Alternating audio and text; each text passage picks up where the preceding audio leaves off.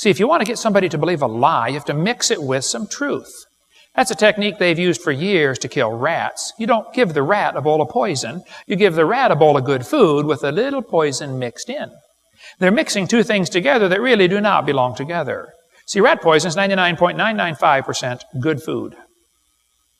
That's how you trick them. They've done the same thing for years to sell Marlboro cigarettes. They mix them in with cowboys. You can watch any Marlboro commercial. There's something about a cowboy in there. Have you stopped and thought about that?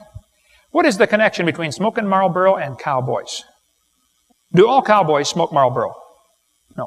Do you have to smoke Marlboro to be a cowboy? No. If you start smoking Marlboro, do you become a cowboy automatically? No. You may smell like a horse, but you are not a cowboy. Okay? Actually, it's been proven in laboratory tests that nobody in the world smokes. Nobody smokes. Only the cigarette smokes. The person is the sucker. That's all.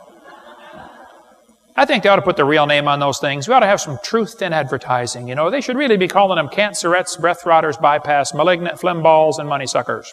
They do the same thing with beer, though. They try to associate beer with sports. What does beer have to do with sports? They get some big football player holding his can of Bud Dummer. Or Bud Stupid. They call it Bud Wiser. It don't make him any wiser, that's for sure. He's got his Bud Dummer, Miller Low Life, or Dead Dog, whatever it is. He says, man, you drink this stuff and you will be a football player. Yeah, right. The Bible says, you drink that stuff, you will wreck your life. Who hath woe, who hath wounds without cause, they that tarry long at the wine. The Bible says, don't even look at it when it gets fermented. Habakkuk said, woe to him who giveth his neighbor drink. There's a lot in the Bible about don't even touch that stuff. One kid said, what's the matter, Hovind? Don't you like beer? I said, I don't know. I've never tasted it. I'm 52 years old, never had a drop in my life.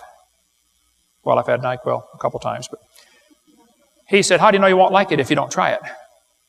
I said, now, son, that's a brilliant way to live your life. Let me ask you a question, son. Have you ever laid your head under a semi-truck?